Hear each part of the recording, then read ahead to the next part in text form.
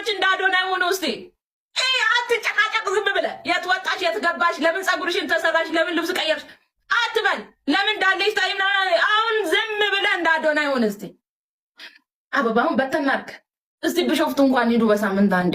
የምን በሳምንት አንዴ በወር አንዴ ራሱ በቅጡ በኮነነሽ ውዴ እንዳዶናይ ሆኖ ድሮ ባልና ሚስት ባልየው ከፊት ለፊት ይሄዳል፣ ሚስቱ ከኋላ ነው የምትሄዱ። ሌላው እጅ ላይ እጅ ተያይዞ እንደዚህ ይሄዳል። ያደለው እንዲህ ተቃቅፎ ይሄዳል። ያላደለው ደግሞ ባልየው ከፊት ለፊት ነው የሚሄደው፣ ሚስቷ ከታች ኮርነን እያለች ነው የምትሄደው። ያምረን እኮ ነው። ሰው እጅ ላይ እጅ ተያይዞ እንደዚህ ይሄዳል። ፕሮብሌም ህዝብ፣ አንዳንድ ሰዎች ፕሮብሌም ናቸው።